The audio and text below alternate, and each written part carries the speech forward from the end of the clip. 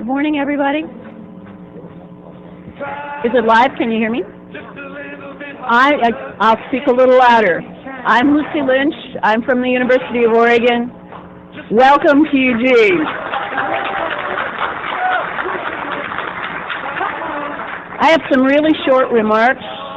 Like almost everything we do at the University of Oregon, this has been a communal effort. I'm going to go hippy-dippy on you for a minute here because you are in Eugene. I'm going to talk about why we did this, not how we did this. Hey, Hans, no more Janice, please. I can't contend with Janice Joplin.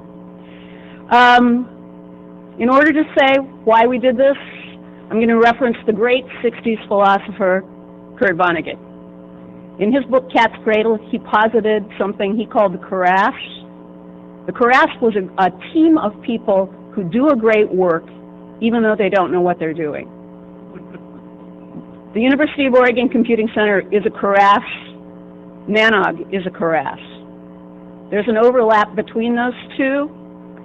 Sometimes it's people coming in, like our good friends Steve Huter and Randy Bush with the NSRC, who've come into the University of Oregon, like our good friends from Africa, from AFNOG, who've come into the University of Oregon. We've also had people go out. Kurt Windisch is here today, Greg Shepard's here today, Pete Hamelstein's here today. They all worked at the U of O, and now they're part of your group. Where these two things overlap is Dave Meyer. He was the intersection of these two carafes initially. He's still part of us. He's part of you. Not coincidentally, he's also part of our other co-host today, Sprint. I give you Dave Meyer.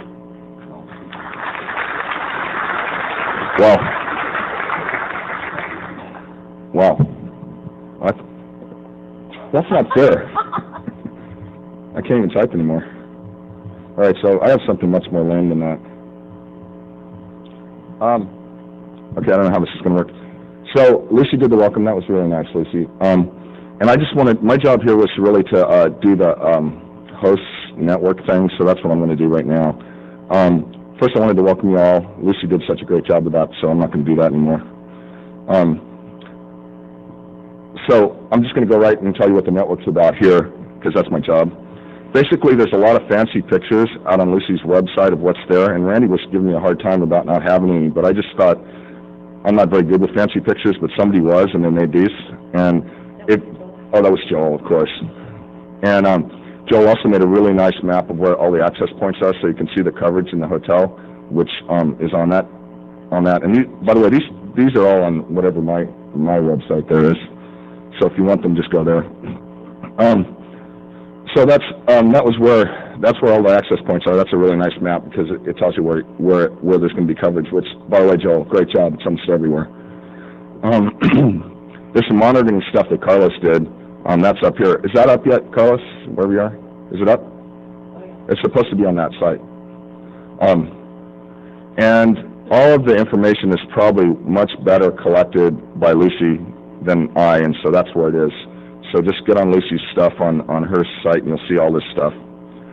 And, okay, so I was supposed to talk about the network, and so when I was building the part of it that I built, I made my own schematic because I don't really know how to use any presentation tools, so this is what I did. It's more or less, that's more or less what's going on out here. Basically, we kind of have a lot of nice facilities. Over at the University of Oregon switch room, we have a Sprint router in there, and from there we're driving Gig Ether down to here on Metro on the U of O and City of Eugene fiber plant. So it's kind of nice. We have a Gig Ether down to here from there. Then down here we have a bunch of switching infrastructure, which is, go look on Joel's thing because it has all the nice switching infrastructure. But the schematic is there's a Gig Ether switch on this end of it of the fiber path. There's an intrusion detection system sitting there, which I think we're kind of trial running this for the IETF, right, more or less. And then we have a router down here with a couple of interfaces on it, so it's a pretty simple thing. And then there's a bunch of in-building switching fabric, which I will ask you to go to Lucy's page and look at Joel's great pictures of those because I couldn't replicate those in Emacs at all. So this is really the situation.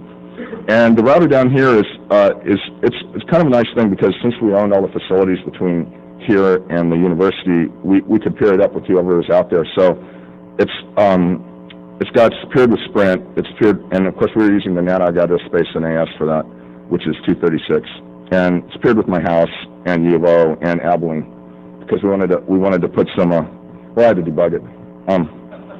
So we wanted to put some MPEG-4 streams out over Abilene, so the Abilene people were kind enough to route the Merit prefixes. So that's really what's going on in terms of the network. And if you have questions or comments about it, we'll be glad to answer any of those. But really, it's Joel who knows the answer to whatever your question is, and that's in general true.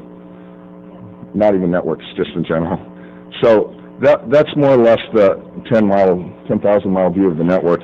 It took me a while to figure out how to get a screenshot too. I didn't know how to do that either. But so I wanted to say a few thank yous. Lucy did such a great job. It's really, like she said, it's really been quite a communal effort. We've really put, I came down here on Saturday morning after I stumbled down here kind of on Saturday morning after I had some coffee, and there were people unloading trucks and stuff. It was like people I'd never seen before. It was really great. Everybody was pitching in. It was like Randy said, it was like Interop 15 years ago. It was a completely buzz of activity, and it was really, really wonderful. But let me just go here to the thank yous that I got. And if I miss anybody, it just means I'm incompetent. Well, the first thing, I'll just go for the Sprint folks first. This is in no order. So there are a lot of people at Sprint who helped us make this happen, including the copyright, or what is it, the logo people who allowed us to use the word Sprint on the T-shirt. Ted Seeley, of course. We couldn't have done it without Ted. Michael Buttry, who's around somewhere. If you see these guys, thank them. They're the people who got the bandwidth here. Joe Burke, I think, inherited the administrative aspects of this from several different people, but they all made it happen. So we're all here with that, and I'm happy about it because we have good bandwidth and good connectivity. So thank them if you have a chance. Joanne Hugh's staff, well, that's who we are. Joanne and her people are really what's making this happen in large things. So I want to go a little bit in detail. First off, Dale Smith and the entire University of Oregon Network Services crew are what's really, really helping us with switching, with everything that we need. They're highly professional, and in my case, Dale taught me about everything I know about networking. So, if you see those people, thank them. They're making it happen. Joe, Hans, Joel, and Lucy work directly for Joe, and so he's loaning them to us for this. Mary Bradley, if you see Mary, she's out working at the T-shirt distribution center out there. She's helping us with all the computing needs, and she's pretty mean with a tape gun too, I found out. Lynn, of course, she was working the desk yesterday and general moral support for everything we need. Who else I got? Oh, Dave Crow, he gave us a ton of router parts. We had router parts coming at us from every different direction. It was great. Oh, if you like the shirt, Dave Ragsdale, he built that. It was great. Is he around? Stay here? Well, if you see him. John Myler gave me a couple of router parts, some memory, stuff like that, and he unfortunately didn't have a chance to make it, but they helped us out. Kent June, City of Eugene people, they helped us with the Metro Fiber stuff. So I'm trying to give you the idea that this is really a labor of love and an effort of a lot of people to make this happen. Okay, so I'll shut up now, but finally I just want to thank Lucy, because Lucy was the person who coordinated it, kept us on track, made it all happen really, and all the things that Lucy didn't do, Joel did. So, Joel. So everything good came from U of O and Sprint people and Merit and everything, and all your participation here is what's making it happen. So thank you very much for coming, and I'll shut up now.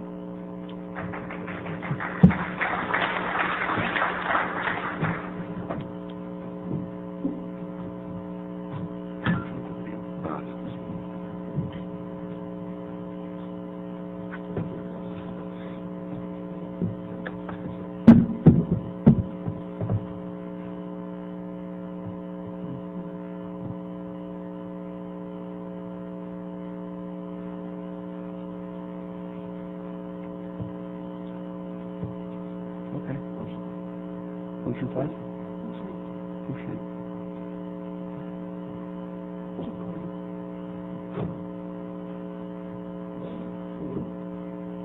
Thanks. Good morning. I'm John Curran. I'm the chairman of AARON. For the first time ever, AARON and NANOG are meeting back to back. We decided, since we have to get a lot of bright people together in a room, and we have to make sure we have a network, and we have to talk about a lot of the same topics, it might be best to coordinate. I'd like to start by saying it's incredible that we were able to do this. I'd like to start by thanking the NANOG Program Committee, that the folks at ARIN who were able to work with to make happen, and certainly would like to say at the end of the day, I think that this is the first of such meetings. If it makes sense and people like it, let us know. We can do more. If it doesn't make sense, let us know. We can do less. But to the extent that it makes sense, I'd like to be able to keep doing it. So I want to talk a little bit about ARIN's presence here during the NANOG meeting, just so you folks know. It's not just the meetings are back-to-back. We actually sort of intermixed a little bit of ARIN around to the point that it might be useful. First thing is there's a registration services help desk. That's on the mezzanine level. That's the level on the second floor above the bar. There is hours during the conference this week, so you see them on the screen, 8 to 9, 12:30 to 1:30, and 4:30 to 5, so they won't get in the way of the sessions. So if you have questions about how to format a particular request for AS or IP address assignments or updating the database, this is the time to be able to sit down with someone from the ARIN registrations desk and work out those issues. Additionally, there's a learning center. If you want to sit down and do some computer-based training, there's been a lot of changes at ARIN. We have a new database coming out. It has new rules for how you do updates and delegation of authority. So you can go up there and get some quick learning. No one will take notes or notice that you're actually educating yourself, but it's a good time to sneak away if you find yourself with 15 or 20 minutes to come up to speed. Again, the same location, mezzanine level. So I recommend everyone, if you get a chance, wander up. I'm going to say we have something very important happening this week, which is the ICANN ASO Address Council election. The Internet Consortium for Assigned Names and Numbers, ICANN, is the organization which is responsible for overall coordination of a number of things: DNS policy, IP address policy, to some extent protocol coordination. And for the address space, what we have something called the ASO, which is the Address Supporting Organization, and that organization is what is used to coordinate the three RIRs and represent the input of them into this organization, ICANN. We're doing an election for an ASO representative. It is open to any ARIN or NANOG attendee. It's a wide open election. There will be a voting booth set up down here in the corner where you can go put in your information and cast your ballot. There's a list of candidates online. This is the group that's responsible for helping coordinate global internet policy between the RIRs. So to the extent that you want to have someone there who knows something, it's time to cast your vote. We've got something happening after the NANOG meeting, which is the public policy meeting of ARIN 10. That'll happen on the 30th and 31st, and that's, again, wide open to anyone. We welcome your input. There's going to be a lot of interesting policy questions coming up about IP address allocation, so you might want to read up on them and participate. On the 1st, we have the ARIN members meeting, and all ARIN members are welcome to attend. That's where we handle the logistics of budget and board elections and things like that. Our full meeting agenda is online, so feel free to peruse the meeting agenda. If you want to know what we're talking about over those next 2 days, when we do the ARIN meeting, the open policy, these are some of the list of policy proposals, changes to how we do address allocation that are currently under discussion. So you don't have to give input, you don't have to, care, but one of those probably affects how you get IP address space. So consider whether or not you want to be part of it if you can spend some time after the NANOG meeting. A couple other quick things. We'll be talking quite a bit about ICANN, as I already mentioned, during the open policy meeting, and IPv6 as the RIRs begin to work on transition and coordination for production IPv6 address assignment. That will certainly be an active discussion during the public policy meeting.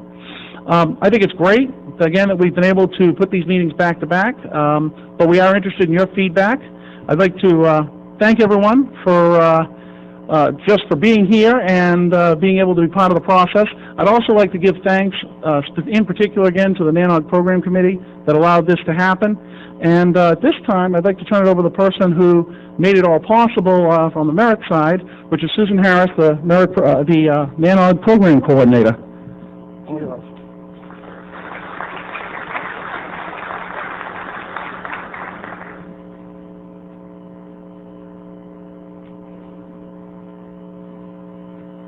Yeah, I think it's wonderful to have the two groups together this week. I've spoken with several of you who are going to Aaron for the first time. That's exactly what we intended. You will be surprised, as I said before, to discover that policy at Aaron, in a way, really doesn't come from Aaron. It comes from the ground up, us being the ground. The users are the ones who figure out what they would like to have happen, and Aaron makes it happen. It's a very unusual meeting in that way. Lucy, where are you? I do want to make a special point of thanking Lucy for stepping up and saying that she would take on the responsibility of both these meetings. I think it's the most any host has ever done for us, and we are very grateful to her. Also, of course, to Dave Meyer. We always see Cisco on our list of supporters. They supply base stations for the wireless network cards and help with the multicast broadcast. IETF also supplied base stations this time. The Measurement Factory and the person of Dwayne Muscles we want to thank for our webcasts and a lot of other services he does for the network. Founder status this morning. We are particularly grateful for that, of course. And here you see a list of the sponsors you'll meet at the Beer and Gear tonight.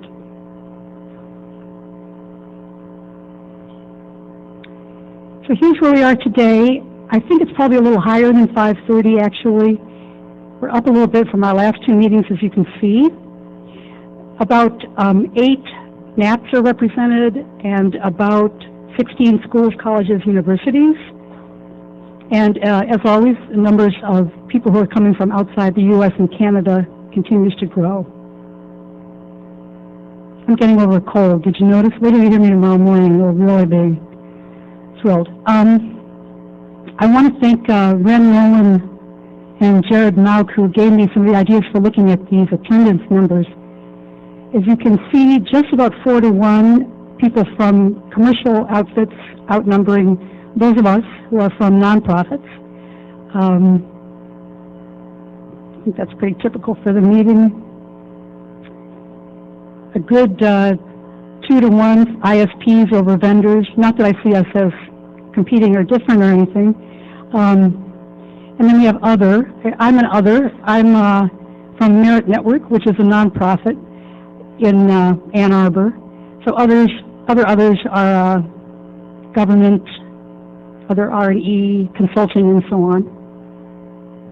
And here's who brought the most people here today. You are outweighing all of us. That's my organization down there, the one with 12. The NANOG list continues to grow as well.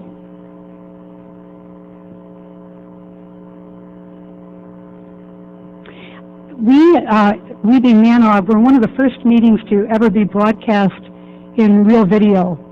This was back in 1998. It was the first time John Brown hosted us in Albuquerque. And we had people from Real Media come down and show us what was what, and we were amazed at what could happen. Merit has since taken over that responsibility of producing the real audio broadcast. It's Jason in the back who handles that. So not only are we broadcasting the talks today, but the talks will live forever on the World Wide Web. All the talks since then have been recorded and are available. What you do is you go to the agenda page, you click on the talk, and there'll be an abstract and a link not only to the slides, but to the real video stream. This meeting will be available in a few weeks on real video. As Dave mentioned, we're using an intrusion detection system this time, for the first time for both meetings, just to give the network a little extra security. We do want to assure you that any personal information that comes off the net would never be shared with a third party unless we're required to do that by law. And also, all personal information will be destroyed within 5 days of the end of the meetings. The system we're using is called Grow. It was developed by Vern Paxton, who actually is one of our speakers this morning. There's more information at this URL. And when you go to the main NANOG page and you click on network information, this URL is there, and there's also an easy way to get to all of Lucy's stuff as well. So that's on the network.html page. As those of you who read the NANOG list know, I have been remiss in not reminding you that our wireless network here is totally insecure.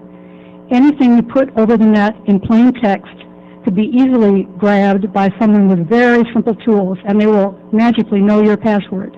Do not send any passwords over this network without using authentication or some kind of encryption protocol. SSH is what a lot of people use. And now, us guys are done. It's my great pleasure to introduce Mark Sox from Washington, someone who actually reads the NANOG list. Mark. Yes, we can all go.